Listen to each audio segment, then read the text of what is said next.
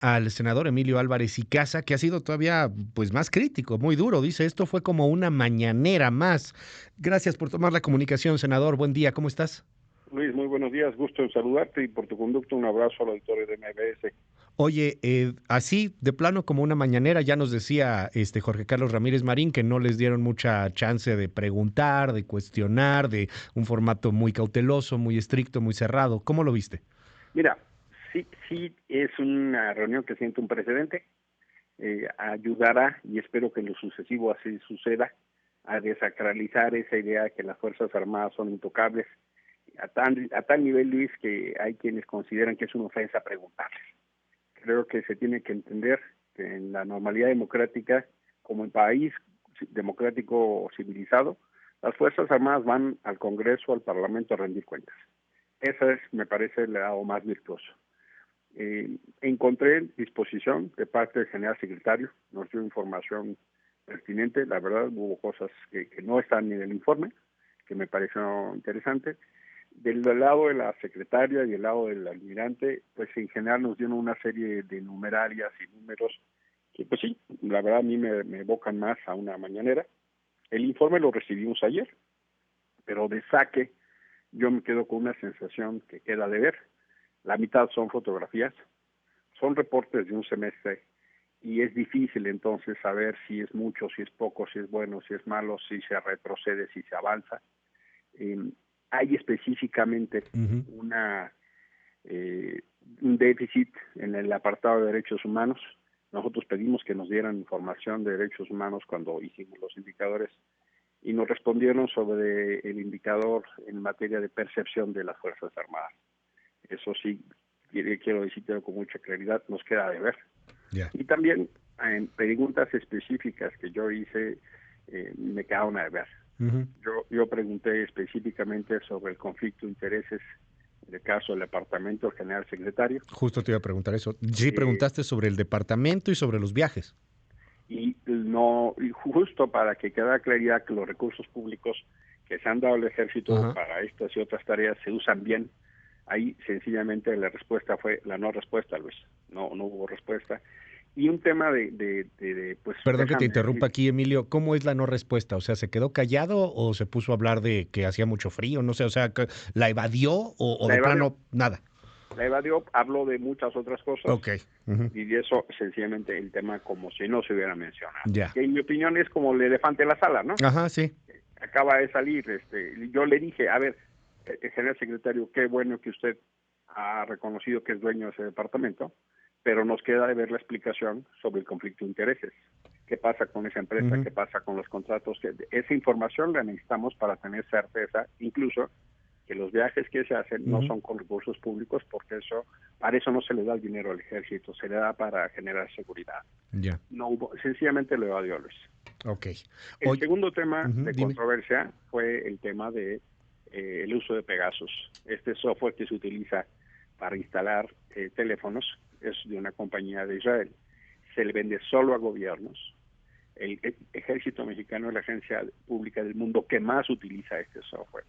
Y entiendo que se necesite para combatir la delincuencia. Lo peligroso es que hay evidencia de que en México se está utilizando para espiar a periodistas y a defensores de derechos humanos. Les di la relación de personas que este año han dicho que han sido espiados por este gobierno Ujú. y sencillamente la secretaria de Seguridad Pública dijo no al lugar, eso no pasa en este gobierno. Y la verdad es que no me basta que diga que no pasa para que no sea así, Luis.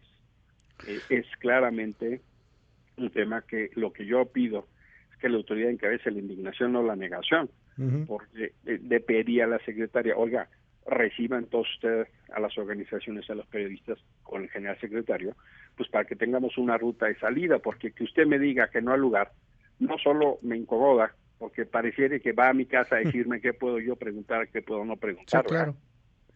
De suyo ese tema no estamos de acuerdo, como tampoco estamos de acuerdo pues en la discusión de la militarización, Luis.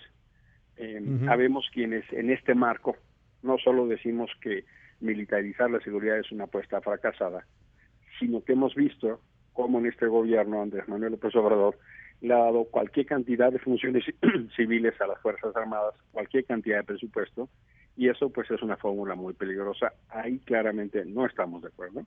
Ya. Y un segundo tema que genera preocupación, pues es el diagnóstico que tenemos de seguridad, Luis. Em, ¿Qué ven ellos y qué ven ustedes? ¿Hay un choque pues sí, entre...? hay una diferencia Ok, significativa porque te voy a dar 3 datos. a Este ver. gobierno es el gobierno ya con el mayor número de homicidios violentos en la historia. Así es, por Ya, acumulación. ya por acumulación, y faltan 16 meses. Ujú. Quiere decir que ya rebasamos los sexenios de Calderón y Peña. Así es. Este gobierno es el de mayor número de personas desaparecidas en la historia. Ujú. En el registro que hace el propio gobierno viene el dato. Y este gobierno es el que tiene los peores niveles de feminicidios en la historia. Quiere decir que algo no está funcionando a pesar de que se les han dado instituciones, presupuestos y leyes. Eso obliga a que se revisen las cosas. La opinión del gobierno es que pues se están bajando los homicidios, que hay un despliegue muy importante, que se están controlando los territorios, Ujú. y pues ahí sí el diagnóstico es diferente, Luis. Ahora bien, la pregunta que nos tenemos que hacer, Ellos y es, insisten en, perdón que te interrumpa, en la contención, si no me equivoco, ¿no, Emilio? O sí, sea, no tanto en la acumulación, porque en la acumulación, digo, números más o menos, este gobierno, el de López Obrador, pues ya lleva 157,000 homicidios en lo que va de su sexenio, Peña Nieto llevaba 156,000, pero, o sea, estamos hablando de varios miles de homicidios cada mes, entonces claramente entregará un peor país del que recibió de Peña Nieto, pero ellos insisten en que lo han logrado contener, en que de manera proporcional no crecen los homicidios como crecían en comparación con los años anteriores, una cosa por el estilo, ¿no? es Ya. exactamente lo que tú dices. Ujú. Ellos esencialmente refieren contención y que la tendencia tiende a bajar, ¿no? Pero Ok, el número de homicidios que estamos teniendo en este país al mes equivale a los peores meses que tenía Peña o Calderón. así es. Entonces, esa normalidad violenta pues no tiene nada que celebrarse. Pues claramente el gobierno va a tratar de destacar sus logros. Por eso te decía que a veces yo me sentía como en la mañanera, porque me estaban dando reportes cuando suceden estos fenómenos. Y además hay que ver cualquier encuesta, Luis. O sea, en cualquier encuesta la gente está muy preocupada por el tema de seguridad. Les gustan las encuestas para hablar de la popularidad del presidente, pero no les gustan las encuestas para cuando la gente señala los problemas o lo que no funciona el gobierno. Entonces, este es un caso. Y te diría, la pregunta más importante es cómo le vamos a hacer para que en 5 años tengamos policías civiles capacitadas y pueda salir el ejército. Y también no puedo dejar de señalar la incomodidad que genera que vaya Dan Augusto, el secretario de Gobernación, a utilizar el foro para pelearse con la Corte y que quiera descalificar a la Corte cuando en realidad Claro. el principal destinatario de sus comentarios debería ser la Fiscalía General de la República, que es Bueno. el gran ausente en este debate Ujú. y que no se da cuenta de eso. No puedo dejar de reprobar que el secretario de Gobernación Ya. ataque a la Corte, pues sencillamente porque no les da la razón. Ese es el tema de fondo, Luis. Vamos a seguir de cerca este asunto. Te aprecio que nos regales estos minutos en MBS. Es el senador Emilio Álvarez y Casa. Muy buenos días, senador.